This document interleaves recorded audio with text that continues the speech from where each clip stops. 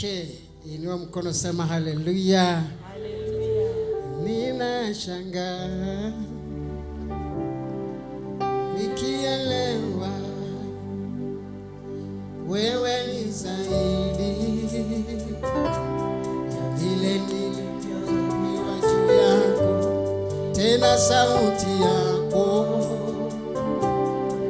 yanizidia sauti zote ninazosikia. Ninashangaa, inua sauti yako nikielewa wewe ni zaidi ya vile nilivyoambiwa juu yako, tena sauti yako yanizidia sauti zote ninazosikia.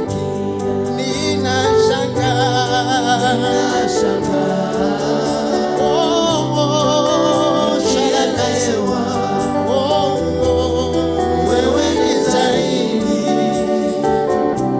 ya vile nilivyoambiwa juu yako, tena sauti yako yanizidia sauti zote ninazosikia. Ninashangaa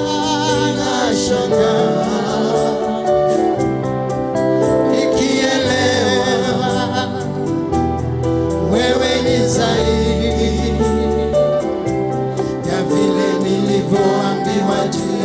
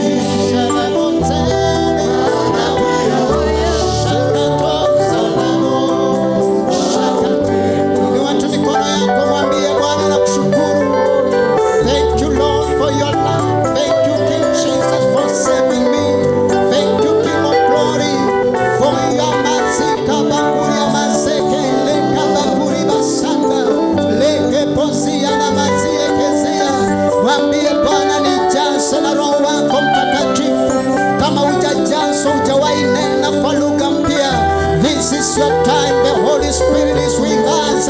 In the name of Jesus, lift up your voice and allow him to fill you now in the name of Jesus.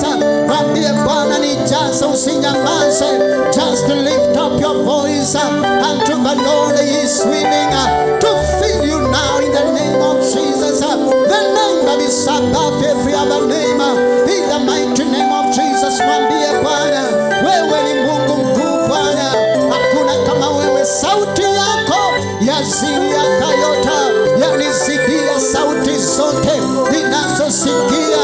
Kuna sauti nyingi duniani, but there is a voice of God in the name of Jesus.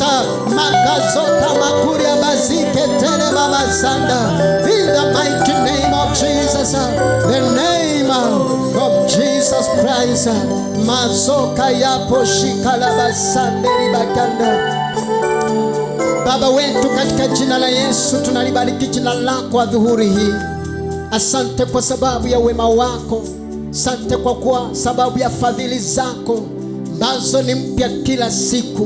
Bwana, wanao tumesongea mbele zako wakati ndio huu. Bwana, tunaposhare neno lako Baba, tugawie kila mmoja wetu sehemu inayomwangukia katika jina la Yesu Kristo. Wagonjwa Bwana, nyosha mkono wako, waponye kwa ibada hii. Wadhaifu watie nguvu, walio na mahitaji wapokee miujiza yao. Baba, wasio walio chini wainuliwe. Asante kwa sababu wewe ni mwema.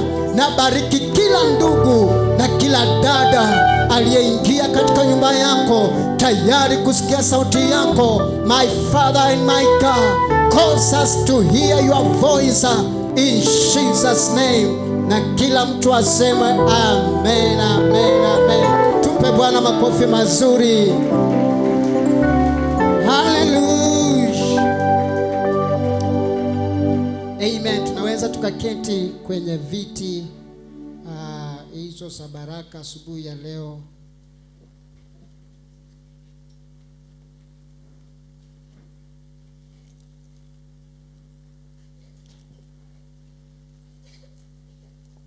Amen. Bwana Yesu asifiwe. Hebu inulie mkono kama ulikuja nayo, ulifaulu kufika nayo leo kwa ibada. Inua tu juu, si nini nusu mringoti, inua tu yote full. Amen. Asanteni sana. Naitwa Pastor Morgan. Nimeokoka. Kristo ni Bwana na Mwokozi wa maisha yangu. Nina familia. Kwa wale ambao hawanini,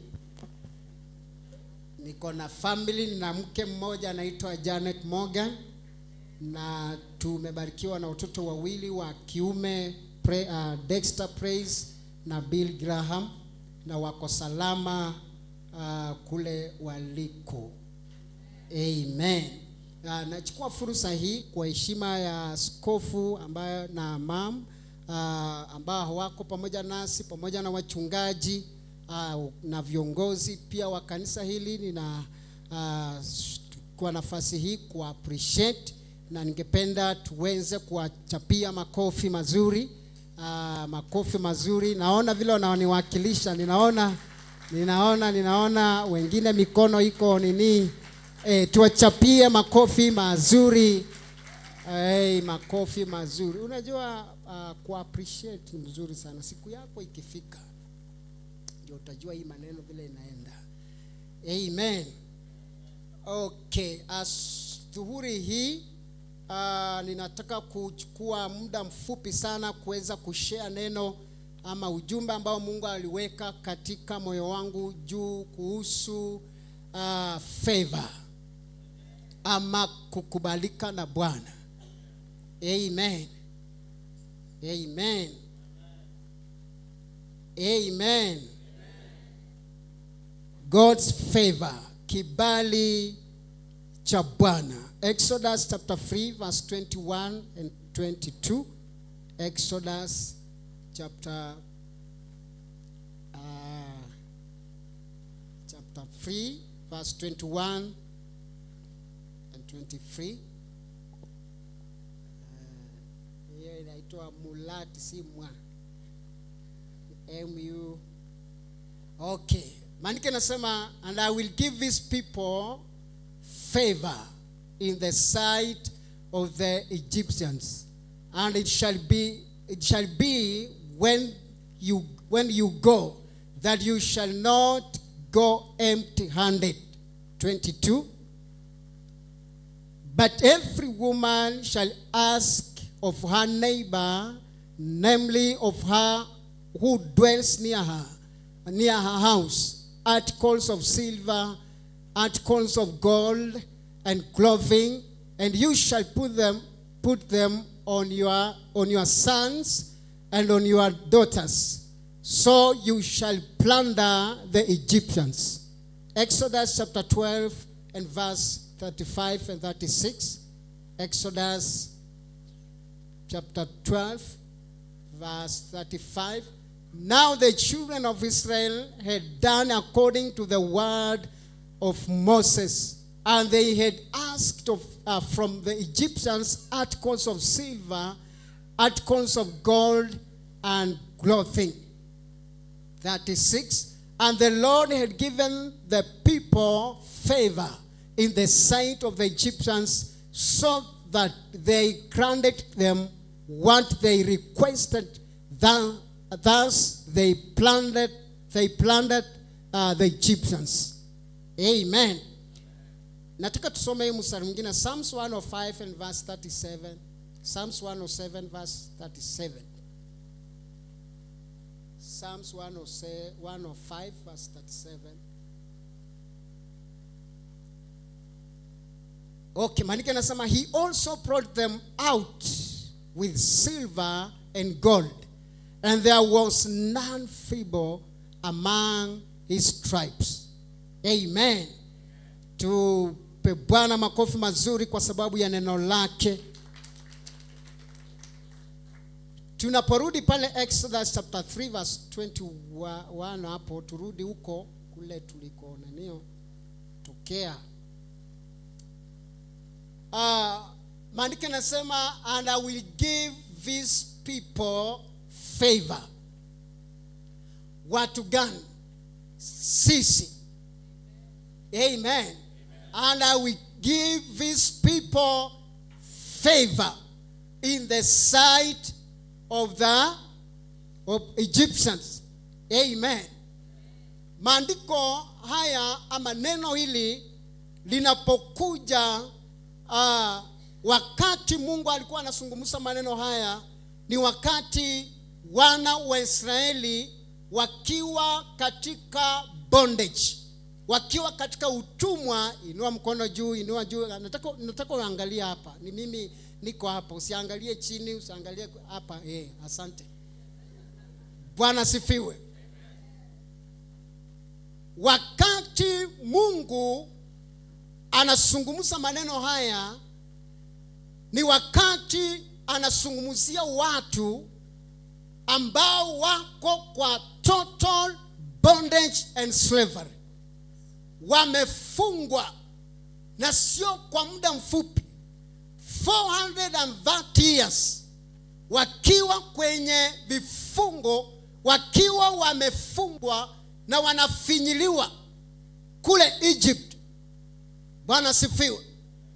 Na walipokuwa katika ule utumwa, generations kadhaa zikapita wakiwa wamefungwa na wamefinyiliwa chini, wakifanya kazi ngumu ya kuunda matofali kule Egypt.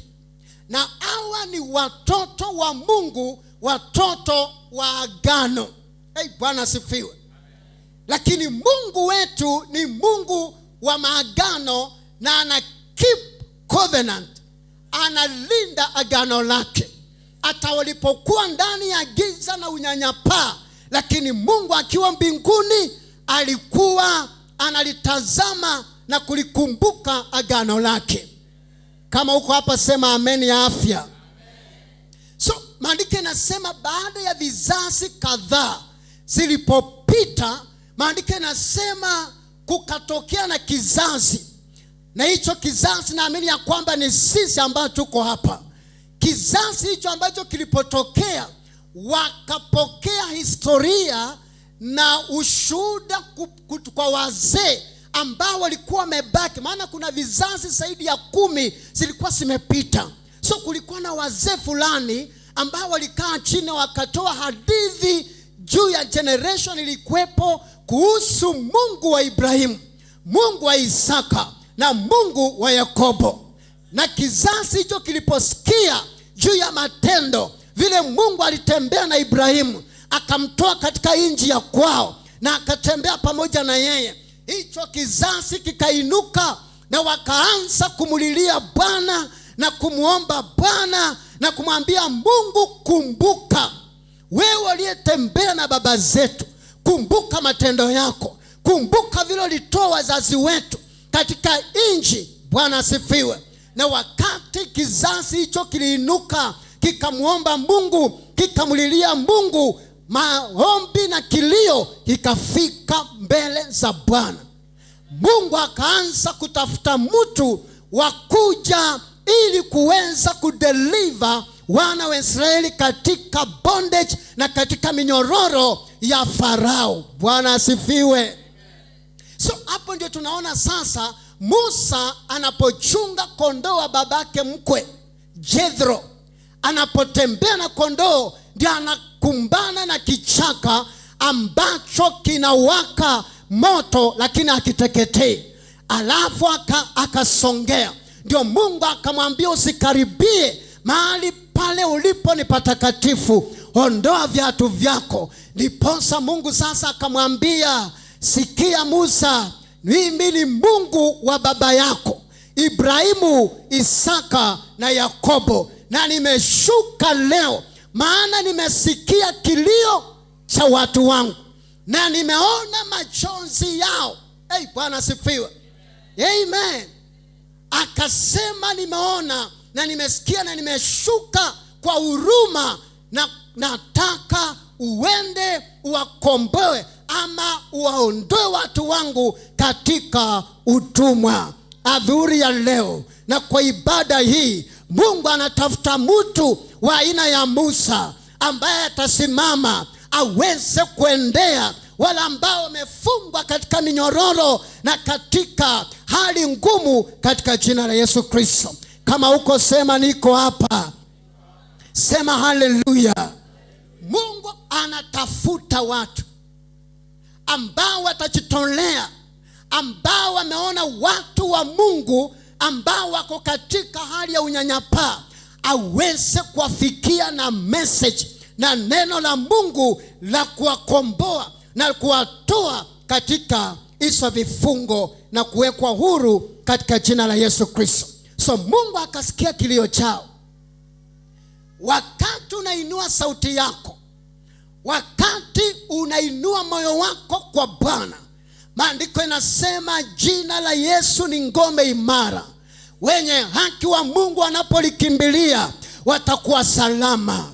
Natangaza adhuhuri ya leo, kwa kuinua sauti yako mbele za Bwana, hautafadhaika kwa maisha yako, hautaenda chini katika jina la Yesu, hautalemewa katika maisha, kwa sababu aliye ndani yako ni mkuu kuliko yule aliye duniani. Na kwa sababu aliye ndani yako ni mkuu, ninatangaza ya kwamba kila ambacho kimekuwa kikikubabaisha, ni wewe unaanza kuibabaisha, kwa sababu Mungu wako anafanya kazi ndani yako. Kama unaamini sema haleluya. Amen. So hii inatuambia nini? Ni vizuri wakati hata umezongwa na changamoto, lift up your voice unto the Lord. Inua sauti yako. Unaposimama mbele za Mungu, wacha kumiau kama paka. Inua sauti yako na kuanza kuroa kama simba. Inua sauti yako, umshukuru Bwana. Ameongoza hatua zako kwa nyumba yake. Mwambie Baba, nimefika kwa nyumba yako, nimefika hekaluni mwako. Hapa kwa nyumba yako umeweka jina lako, na ninapoitia hili jina, maisha yangu yanabadilika, maisha yangu yanainuka. Sitalemewa, sitarudi nyumbani vile nilikuja. Baba, ninapokea muujiza kwa jina la Yesu Kristo. Unapiga maombi ya imani na Mungu anakuonekania. Kama uko hapa sema amen. Sema haleluya. Sema ninakataa kumiau kama paka. Unajua paka anapoona maziwa ama zazilo unakata kanyama pale, unaona hata miau, alafu anananio anajipanguza mdomo, alafu anakaa kwa sofa, anapenda tu mastare pale. Unaona? Hapana. Lazima utoke kwa comfort zone. Amen. Na usema hapana, lazima nifanye kitu. Piga maombi pako usikie umevibrate. Pako usikie mwili wako umebadilika. Temperature mwili wako imechange. Bwana asifiwe. Pray, push until something happens. Lazima usukume. Bwana asifiwe. Ukisoma maandiko katika Acts of Apostles, maandiko yanasema walipokutana wakapiga maombi, mahali waliombea palianza kusheka. Ninaomba ya kwamba hiyo wakati Mungu haturevive, wakati tunakutana, hata kama ni watu 5, hata kama ni watu wangapi, maandiko yanasema mahali kuna watu 2 3 kwa jina la Bwana, Mungu yuko mahali pale. Aliyeumba mbingu na nchi, lazima mahali pale patetemeke. Kama unaamini sema hallelujah. Yes, kwa sababu gani? Prayer is work. Amen. And prayer will work for you. Maombi ni kazi. Na kama maombi ni kazi, then hiyo kazi maombi itakufanyia kazi. Maombi ni vita. Bwana asifiwe. Unajua sijui, mimi unajua nililelewa maeneo ambayo ilikuwa lazima usurvive. Bwana sasa.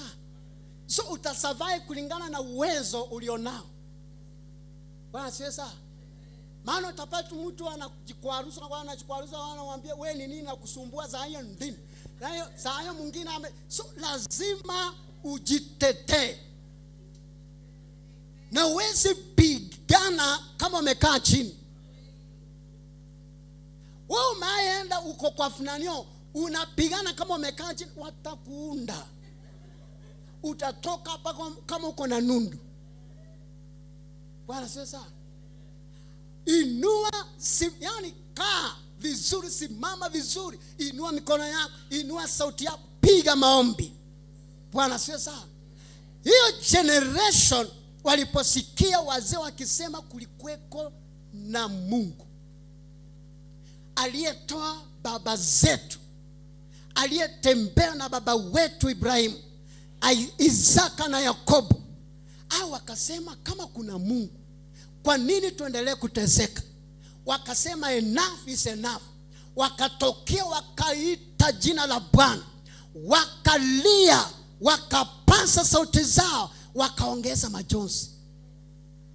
That's why imerekodiwa, Mungu akasema nimeona kilio, nimeona majonzi na nimesikia kilio chao, na mimi Mungu nimekuja ili niweze kuwakomboa. Natangaza katika majira haya, wewe ambaye uko katika hali ngumu, katika hali ya vita, katika mateso na unyanyapaa, hata uelewi vile unaweza kujitetea, nataka ujue kwamba kuna Mungu mbinguni ambaye ameona machozi yako na amesikia kilio chako. Na ninatangaza kama mtumishi wa Mungu aliyetiwa mafuta kutangaza ya kwamba God has come down to rescue now in the mighty name of Jesus. Come as God has come down to favor you now in the name of Jesus. It is your season to arise and shine in the name of Jesus. Tunakataa kukwama chini, tunakuamuliwa leo kwa sababu kibali kimeshashuka. Unajua unapozungumzia juu ya favor, ni kwamba Mungu mwenyewe kushuka na kusimama mahali pako. Unapozungumzia juu ya kibali, ni wakati Mungu mwenyewe anakuweka hapa nyuma na anasimama mbele yako na ana make sure umepata victory, umepenya, break through na umekamata ule muujiza ambao umekuwa ukililia katika jina la Yesu Kristo. Ninaomba kama kanisa ya kwamba wakati huu kilio cha kanisa, kilio cha watoto wake linaomba ya kwamba it is our season. Tunaona mkono wa Bwana ukitukomboa. Nasema tunakombolewa. Nasema Mungu anatupa kibali. That's maandiko nasema, and I will give these people favor. Mungu akupe kibali mahali unafanya biashara. Mungu akupe kibali pale mahali unafanya kazi. Mungu akupe kibali mahali pale kila mahali unabisha, kila mlango unabisha, na tangaza utafunguliwa. Wakati favor imeshuka juu yako, hauhitaji kujitetea. Bwana asifiwe. Milango inafunguka. Amen. Hata mahali watu walikuwa wamekukataa, watu wanasema wacha apite. Wakati huyu jamaa kipofu Bartimayo alikuwa amekaa pale, akasikia umati wa watu wanapita. Akaanza kuuliza, ni nini kinaendelea? Watu wakamwambia kwamba Yesu anapita. Yesu Mnazareti anapita. Akaanza kupasa sauti yake. Akapasa akasema, Yesu mwana wa Daudi, ni rehemu. Na akaongeza sauti, akapandisha sauti yake ikamfikia Yesu. Na wakati alikuwa anapasa sauti, watu wanamwambia, wewe burugenge, nyamaza, wacha kusumbua bwana mkubwa, funga hii bakuli yako, nyamaza. Wengine wanamgonga, wanasema wewe hata kipofa una faida hapa. Lakini wanapomsukuma hivyo, wanamnanio. Wakati huo Yesu amesikia kilio na akasimama. Ninaomba ya kwamba sauti yako itasimamisha shughuli za mbinguni. Nasema sauti yako na kilio chako kitasimamisha shughuli za mbinguni. Na Mungu aseme, ninasikia hapa duniani kuna mtu anagusagusa miguu yangu. Lazima niangalie chini nione ni nini kinaendelea. Kwa sababu gani? Maandiko yanasema mbingu ni mbingu, mahali pa kiti cha Mungu, na duniani ni mahali ambapo anaweka miguu yake. So wakati tunapasa sauti zetu, ni kama unagunaguna kwa mguu wa Mungu, unagunanio. Na mtu akishananio kwa mguu yako, lazima uangalie chini. Bwana asifiwe. Lazima uangalie ni nini kinaendelea. Lazima uangalie ni nani anaguzaguza miguu yako. Leo hii Mungu anasikia mguzo wa dada fulani kwa hii chache. Mungu anasikia mguzo wa wapendwa. Mungu anasikia mguzo wako ndugu. Kama unaamini sema haleluya. Yesu akasimama akaambia, muita kuje. Wale walikuwa wanagonga mateke na Bartimayo wakamwambia, jipe moyo ndugu, anakuita. Na wao watu walikuwa na mkanyaga, walikuwa wanamwambia, funga bakuli yako, funga wewe brugenga, wewe nyamaza, wacha kuinua sauti yako mbaya hapa. Hao tu ndio Mungu aliwatumia kumuinua Bartimayo, na wakasema, jipe moyo ndugu, Yesu anakuita. Kuna watu wamekuonea, kuna watu wamekukanyagia chini, kuna watu wamekuona kama wewe si kitu. Wakati imefika, Mungu anawatumia kuwa baraka kwa maisha yako. Mungu anawatumia kuwa platform kwa maisha yako. Mungu anawatumia wakuingiza mahali ungeingia. Mungu anawatumia wakupee vitu ambavyo wangekupea. Kama unaamini sema hallelujah. Amen.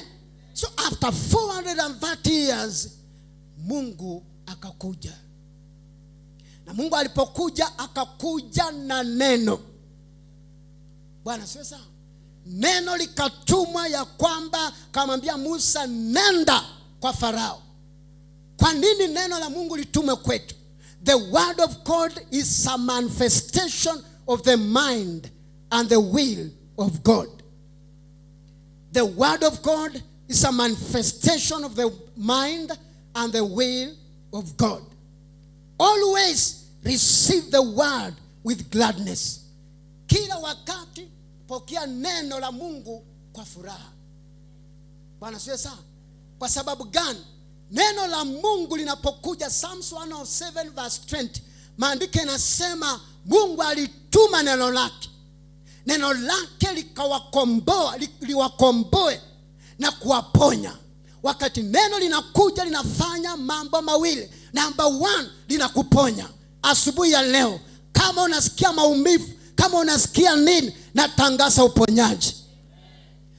Pona moyo, pona mawazo, pona akili zako, kuwa huru katika jina la Yesu. Kile kinachokusumbua ni wewe unaanza kusumbua katika jina la Yesu Kristo. Na achilia neema ya uponyaji katika jina la Yesu. Nasema tumepona. Kwa kupigwa kwa Yesu Kristo nasema tulipona. Kanisa nasema tumepona. Nasema tulipona. Usingojeza zile umepelekwa hospitali ndio aanze kuombea uponyaji. Ombea healing every day. Bwana sasa, ombea uponyaji kila siku vile tu unaombea ugali. Bwana sasa, omba. Amen. Wacha vitu vingine, maana itakufaidi nini upate hizi vitu zote na afya yako ni mbaya. So omba. Mimi kama kuna area nina invest maombi yangu mingi ni kuwa na afya. Bwana sasa, niwe mzima na nina ushuhuda na ninasimama kama ushuhuda ya kwamba tangu 2004 sijawahi dungwa ni sindano kwa hii nini yangu. Sijawahi dungwa. Sijawahi enda hospitali. Mawe enda hospitali. Sijawahi enda hospitali. Sasa sijawahi enda. Sijawahi lala chini. Sijawahi lala. Miaka ngapi? Tangu 2004 mpaka leo. So ninaposema ya kwamba uponyaji, ninaamini uponyaji ni nini? Mungu anaweza kukuponya na uwe na afya. Na siku zote unasimama. Au tameza vidonge ya asubuhi na ya mchana na ya nanio. Hapana. Natangaza kwa kupigwa kwake Yesu Kristo tulipona. Every infirmities, natangaza kila virus ninayamburi ikauke kwa mili zetu. Nasema inakauka. Kanisa nasema inakauka. Kila maumivu ya kila namna ninayamburu ife kwa jina la Yesu Kristo. So maandiko nasema amelituma, he sent his word and healed them and deliver them from their destructions. Amen. So ebuguza ndani yako mwambie mimi nilipona. Mimi nilipona. Bwana asifiwe sana. Amen. So when God pronounces favor, it is not just receiving things that you don't deserve, but also is a weapon. Umesikia hiyo? When God pronounces favor, it's not just receiving things that you don't deserve, but also is a weapon. Wakati Mungu anatangaza favor. Amen. Unajua sisi tunajua kwamba favor ni kupata vitu ambavyo haukudeserve. Amen. Kukubalika ama kuwekwa mahali fulani ambapo haukudeserve kuwekwa pale, lakini kwa sababu ya favor unawekwa pale. So hiyo ni number 1. Lakini pamoja na hiyo pia favor ni weapon. Kibali kikikushukia, hata wale ambao walikuwa wanasema wacha tutaona. Wanasema tutaona. Atapitia wapi? Atasimama wapi? Mtoto amefanya class 8, amefanya nini? Tutaona. Atatoa wapi school fees? Tutaona. Amefanya form 4, atatoa wapi fees ya kwenda university? Wamekutegea, waona utatoa wapi? Kwa ghafla binifu Mungu anakushukia na favor. Mtoto analipiwa scholarship, full scholarship, anasoma. Hiyo ni weapon. Amewafunga midomo yao. Ninatangaza sasa hivi, wote ambao walikuwa wameinua midomo wakuaibishe. Kila aibu ambayo ilikuwa imejiandaa, hata ukitoka kwa ibada saa hii, uaibike pale nyumbani.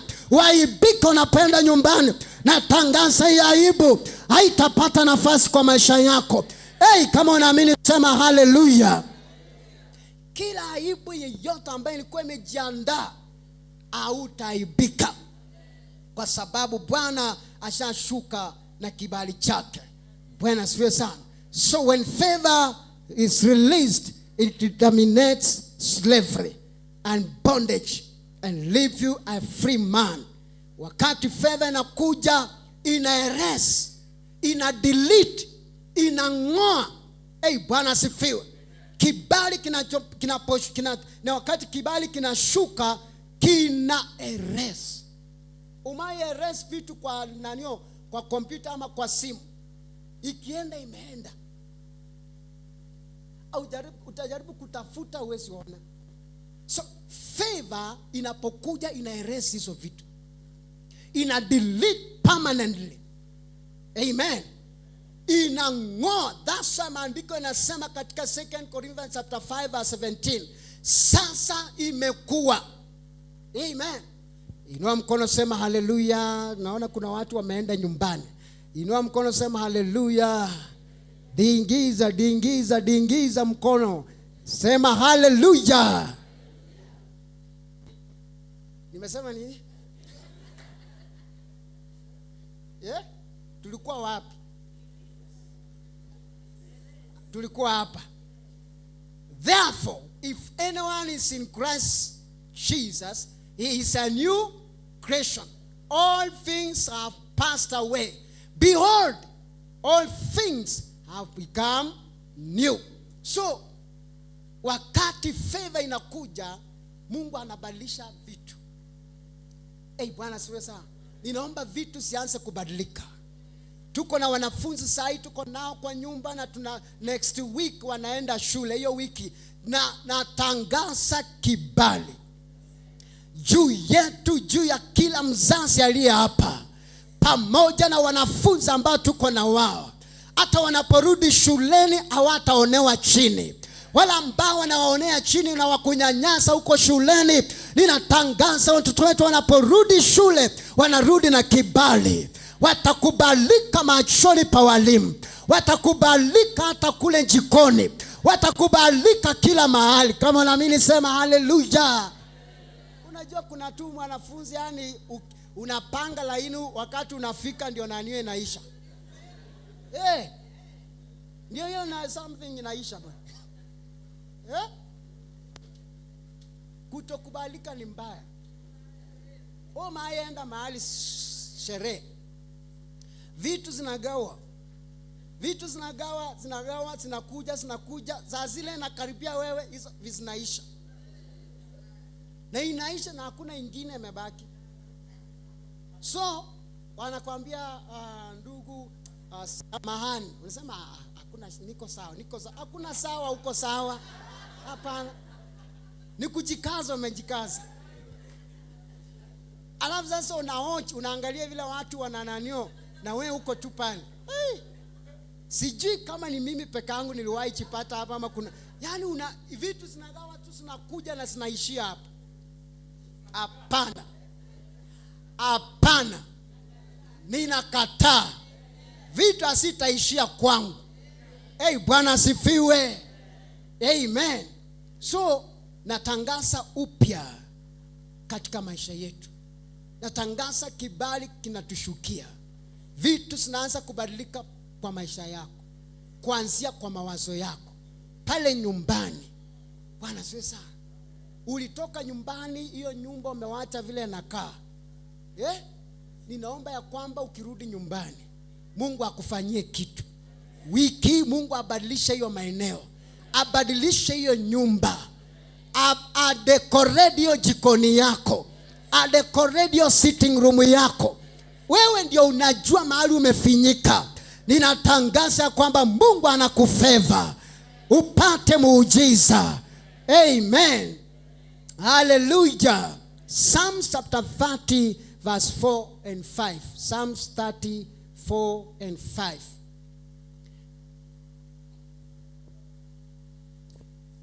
Verse 4. Maandiko yanasema, sing praise to the Lord. sing praise to the Lord, you saints of his, and give thanks at the remembrance of his holy name. Hallelujah. Sema hallelujah. Verse 5. For his anger is but for a moment. His favor is for life. Weeping may endure for a night, but joy comes in the morning. Hallelujah. Nataka tusome tena, turudie hizo zote kwa sauti ya kiwinjilisti. Amen. Hapo bananio nini verse 5. 1 2 3 twende. For his anger is but for a moment. His favor is for life. Weeping may endure for a night, but joy comes in the morning. Furaha yako imekuja. Bwana asifiwe. Maandiko yanasema his anger is but for a moment, but his favor, amen, is for life. So our jamaa nanio walikuwa wameteseka 430 years wakiwa kwa bondage. Bwana sio sawa. Lakini wakati favor ilishuka, wakaenjoy life. Bwana sifiwe.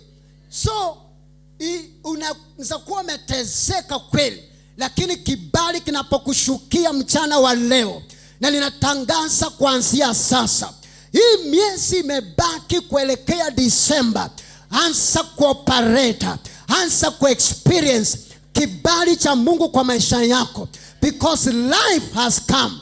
Maandiko yanasema katika John 10:10, mwizi huja kuiba, kuchinja na kuharibu, but maandiko yanasema, Yesu anasema, but I am come that they may have life and have it in abundance. Natangaza abundance of life katika jina la Yesu. Receive abundance of life in the name of Jesus. Abundance in your family, abundance of life. Natangaza uzima kwa biashara, uzima kwa huduma yako, uzima pale nyumbani, uzima kwa hii kanisa. Natangaza uzima hapa in Jesus name. Haya niwaambie, kuna wakati ilifika wakati Farao alianza kuwafinya watu.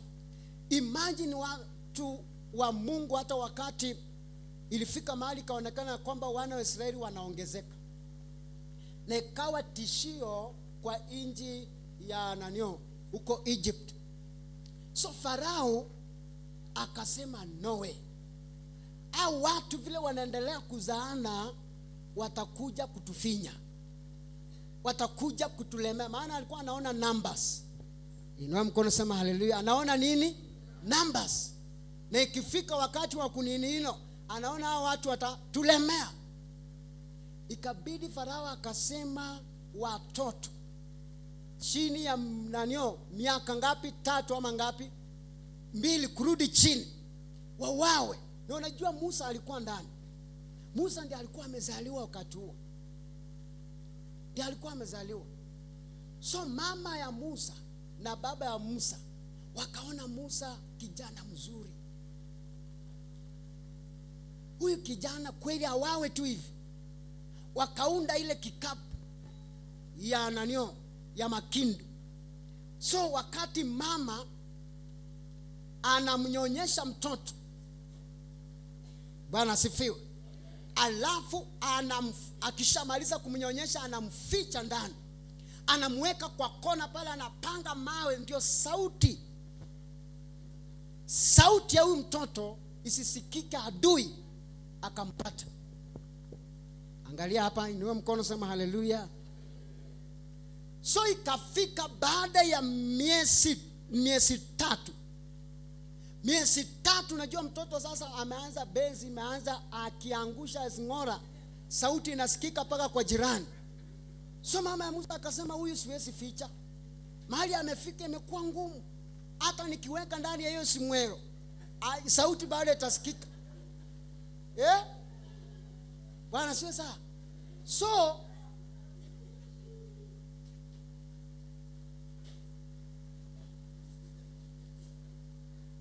Bwana sasa tulikuwa wapi? Tulikuwa kwa Shimwero. Sasa mama ya Musa akasema huyu mtoto nitaenda nimuweke kwa maji mtoni. Ndani ya hiyo Shimwero, ameunda hiyo Shimwero vizuri, amemala na nini na lami. Na akamuunda kabisa maji haiwezi ingia ndani. Akaweka juu ya maji na maji inateremka. Maji ni neno la Bwana. Sometimes watu wanaweza wakakukataa, wakakutupa, lakini wanapokutupa wanakutupa kwa mikono ya Mungu. So akatupa Musa juu ya maji, juu ya neno la Mungu, juu ya Mungu mwenyewe, na maji inateremka. Andike nasema hizo na hiyo Shimwero kaenda na maji. Na Miriam dada yake akawa Roho Mtakatifu, akaenda kufuata kando ya ukingo wa maji. Anafuata akifuata hiyo kikapu. Kikapu kinasonga, kinagonga maji pande hii, inagonga pande hii, kinaenda paka huko chini. Miriam yuko tu ndani ya msitu. Ninatangaza vuri ya leo, hauko peke yako. Kila mahali unakanyaga, Mungu ako pamoja na wewe. Hata wakati unaona ya kwamba umewachwa, wakati unasikia kwamba hakuna mtu anakuona, uko na Mungu ako pamoja na wewe. So maandiko yanasema siku hiyo binti Farao, siku hiyo Mungu akaamuru ya kwamba leo binti Farao hataoga maji ya shawa. Leo hakuna kuoga shawa ya palace. Leo lazima uende mtoni. Uiname vile watu wengine wanainama huko. Bwana sasa. So pamoja na wale walinzi wake, wale wasichana, wale wanananio, wakamsindikiza kufika mtoni. Ndio saa zile wanakaribia kwa maji, ndio sasa Musa ndani ya Shimwero anawasili. Bwana asifiwe. Usicheze na Mungu. Hesabu ya Mungu ni kali. Wakati binti Farao anafika, na usisahau anatoka kwa nyumba ya adui ambaye ni Farao, anatafuta kunyonga watoto wa kiume. Kwa sababu gani wa kiume? Walikuwa wanataka kufinya mbegu ili uzao usiwepo tena. Na tangaza ya kwamba uzao wako umelindwa. Hakuna mtu atafinya nini yako. Bwana asifiwe. Sasa wakati huo sasa binti amefika hivi, sasa Musa ndio yeye amefika kwa nayo. Sasa ile maziwa alinyonya imeisha. Alipiga singora moja peke yake. Alafu binti Farao akasema ni nini hiyo? Akamrusha, anasema tafuta ni nini hiyo, na nini mimi nataka kuoga, ni nini inachuila karibu na mimi, nini inaweza kuniuma hapa, hebu tafuta. Wasichana hapo wametafuta, wakakumbana na hiyo nanio, wakainua hivi, wakaona mtoto, wanasema mtoto wa Kiebrania, sema na anakaa mzuri, wakamuleta, wakanini. Binti Farao akaona, akasema aya, leo nimebarikiwa. Asema huyu mtoto ni mzuri, huyu nitamchukua, nitamulea. Saa hiyo wakati anasema nitamchukua, saa hiyo Miriam amefika. Na kama vile wa Kiebrania walikuwa wamezoea wanainama mara 7, maana namba 7 namba complete ya Mungu. Akafika Miriam, akafika mbele ya ya binti Farao, akainama mara 7, na akasema tafadhali, ungependa niende nikutafutie mchakazi, mtu wa kukutunzia mtoto? Akamwambia enda mbio, enda haraka utafutie mtu mzuri atachunga mtoto wangu. Na akainama tena mara 7, akafietuka mbio, akaenda akaleta mama ya mtoto. Usicheze na Mungu. Bwana asifiwe.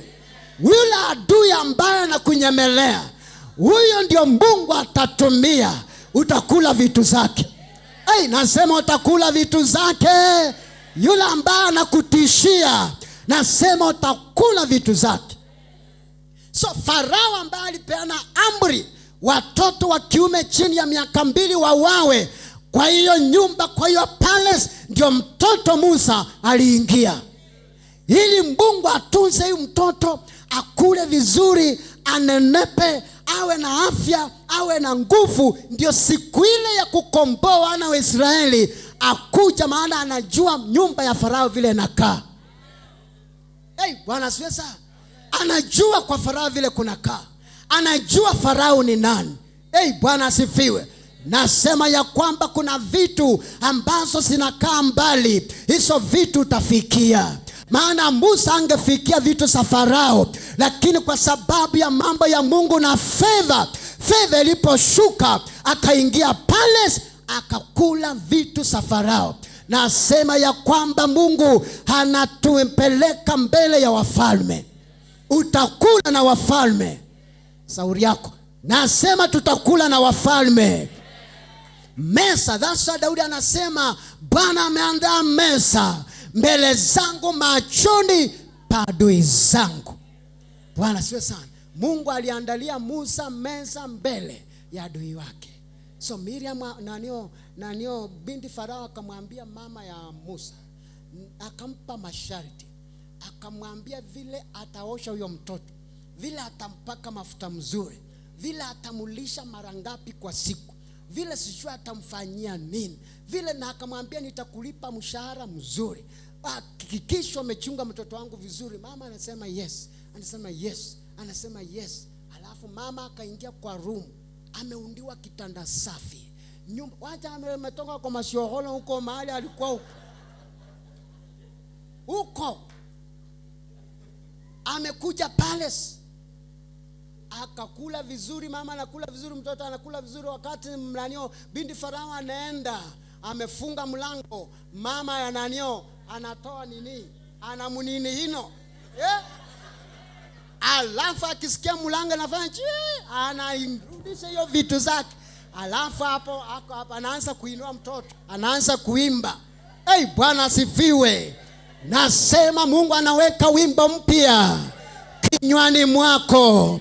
Wacha Bwana weka wimbo mpya, wimbo wa kumsifu Bwana ya kwamba amenitendea.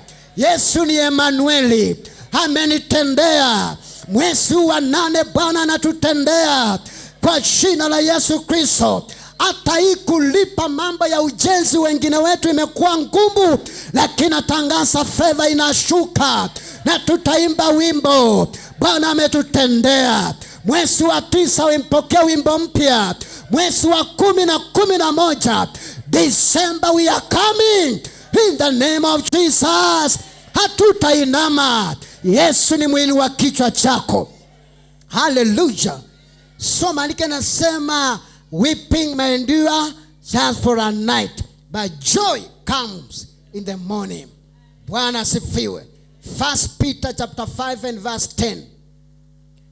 1 Peter chapter 5 verse 10. Malike nasema but may the God of all grace, who called us into his eternal glory by Christ Jesus, after you have suffered a while, perfect. Kuna amplified.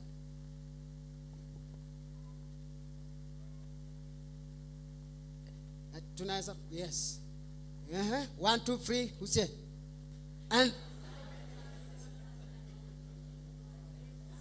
And after you have suffered a little while, the God of all grace, who impacts all blessings and favor, who has called you into his own eternal glory in Christ Jesus, will himself complete and make you what you ought to be, establish and ground you securely, and strengthen and settled you. Hallelujah. Situchapie Bwana makofi kwa sababu ya hiyo nini. Hallelujah. Amen. So when favor released, it changes the whole story. Kibali kinaposhuka, story yote inabadilika. Historia lazima ibadilike. Wakati Peter alikuwa anavua samaki usiku kucha, hakuna kitu, hata akamati omena peke yake. Wakati fedha ilishuka, Yesu akapia asubuhi, akamwambia sasa geuza, tupa nyavu upande wa mkono wa kulia. Akashika samaki wengi. Nasema kwa hiyo biashara umekuwa ukishika tu mashilingi, na tangaza kuanzia leo Mungu anatusababisha kushika vitu. Nasema tunashika vitu. Amen. Watu watakuwa wanapita kwa maduka yote, anatoka tu huko anakuja kwa duka yako, anatoka tu huko anakuja mahali huko. Bwana sio sawa. Wale tunafanya biashara, ninatangaza favor ikulocate katika jina la Yesu, na utaenda chini, biashara yako haitakufa. Amen. Niwaambie kitu kingine. Wakati Farao alikuwa anasema watu wanaongezeka, na akasema, akaambia wakunga wa maeneo hayo siku hiyo, wakunga ni watu wanazalisha wadada. So akawaambia, wakati mnapata Waebrania saa zile ndio wanataka kuachilia, finya kama ni mtoto wa kiume, finya kama ni wa kike, wacha aishi. Mungu ni nani? Saa hiyo Bwana maandiko nasema wakati walikaziwa ndio walizaana zaidi, ndio waliongezeka. Mama akikutana na mzee kwa korido, mtoto. Wakikutana shambani, mtoto. Popote tu, hata wanatembea wapi, mtoto. Waliongezeka wakati Farao anajaribu kuwafinya. Alafu wale wakunga wanaambia Farao, hata tunapokimbia tufike tufinye, tunapata washaza. Haya niwaambia kwamba kuna tu vile Mungu anatupenda kiasi ya kwamba hata mapepo wainuke, hata shetani afanye nini, hawezi kupita upendo ambao Mungu ako nao juu ya maisha yetu. Lazima tu uponyoke, lazima tu uishi. Nasema ni wakati wa kuishi. Nasema ni wakati wa kuishi. Utaishi ushibe maisha. Amen. Hakuna mtu anaenda Sayuni hivi karibuni. Sisi zote tuko hapa kuishi. Amen. Niliwaambia siku nyingine, naambia mimi, ngoja ndawakumbusha kesho. Bwana sifiwe.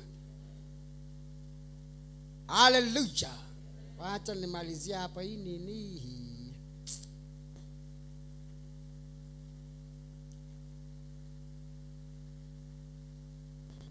Hallelujah. When favor comes, no turning back, because it is for life. Amen. Story yako lazima ibadilike. Your history must change. Every person is a generation. Kila mtu hapa unasimamia kizazi.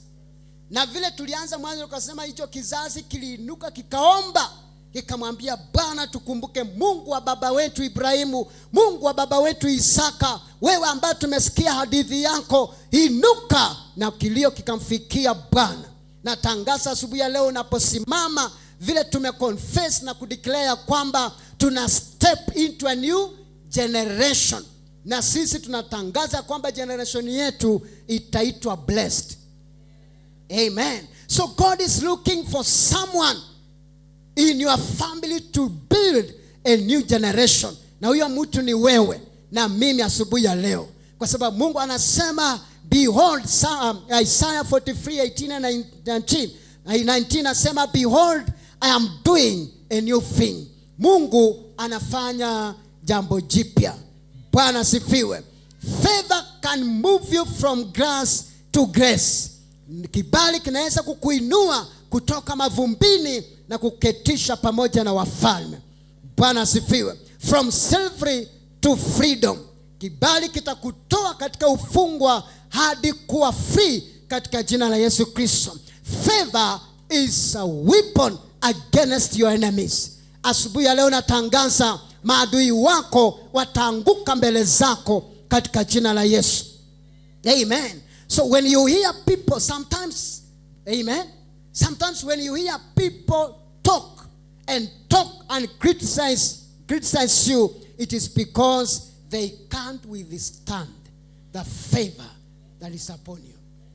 Amen. So ukiona watu wanaongea juu yako, wana nini, ukipita wana nini, mnanio nasema ujue ya kwamba wameshindwa kuvumilia, maana umekubalika.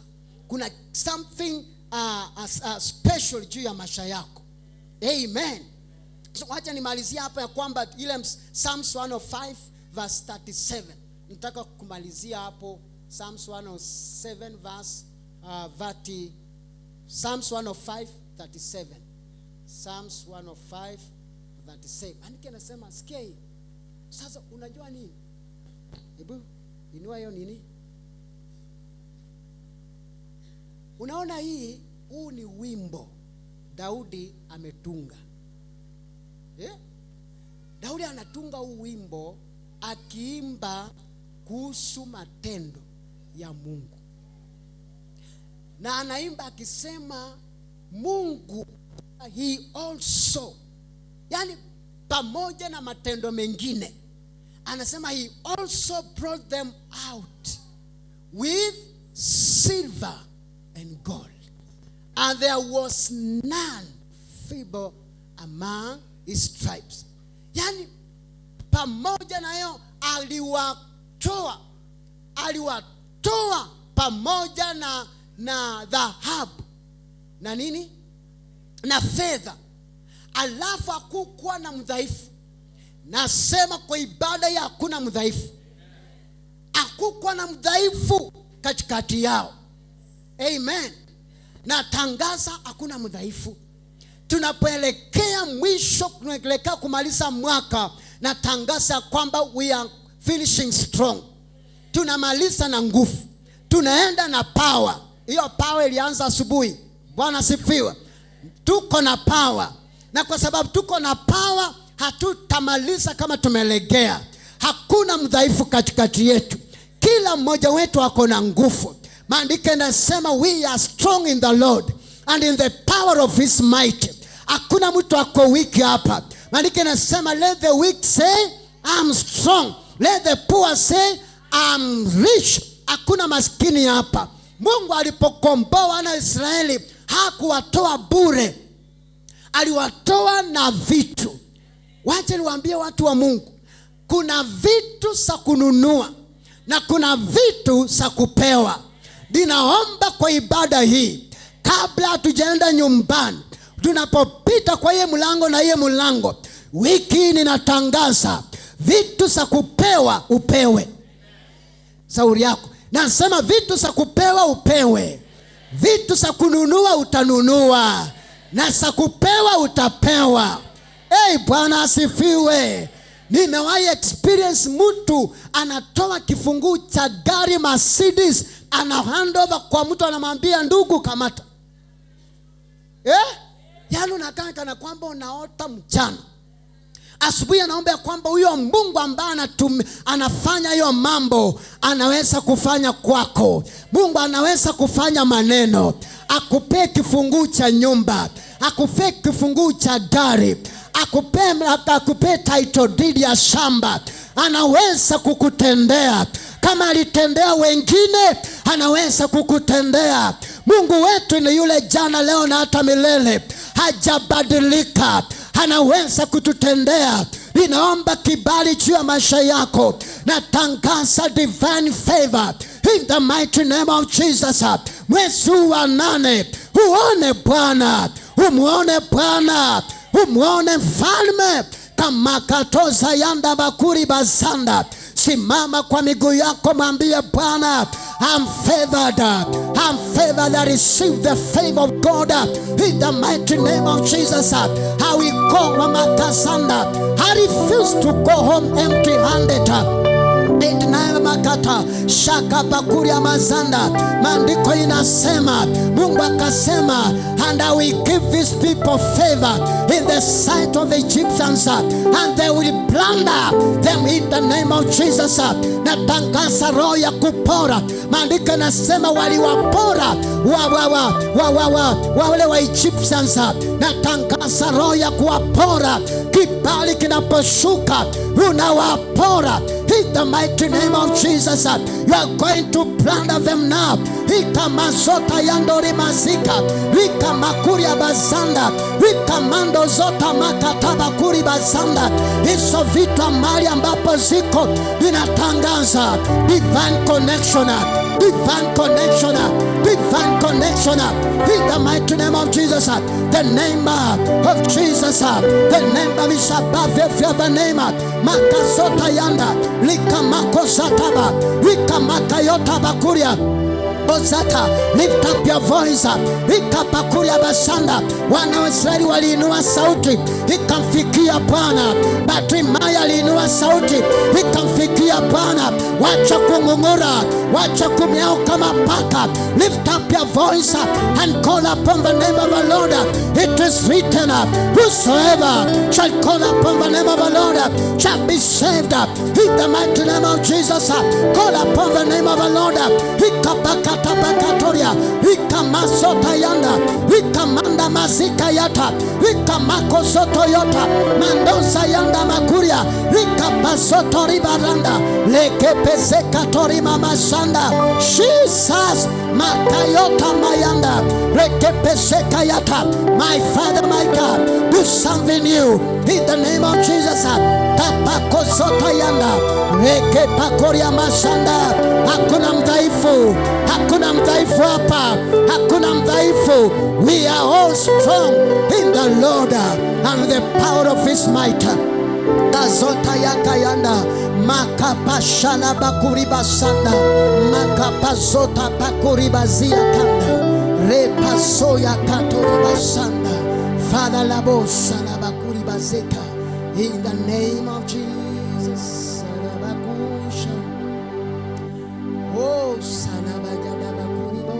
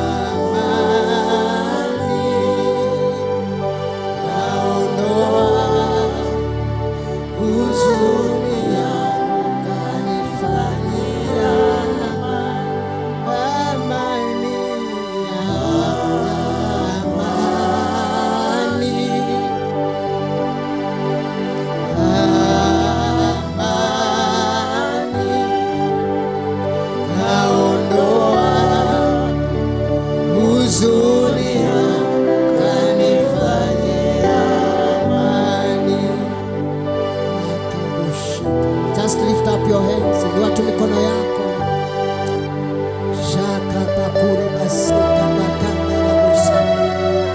Natangaza utaishi. Natangaza wakati wa kufaulu. Natangaza wakati wa kuinuka. Natangaza wakati wa kushine katika jina la Yesu.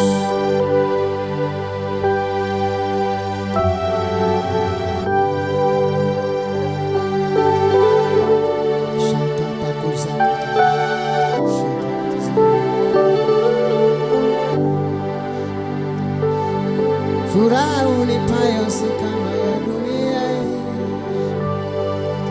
Amani unipayo si kama ya ulimwengu. Wewe wanipa moyo nipatapo uchungu. Wanifanyia umesema ya kwamba utoniacha.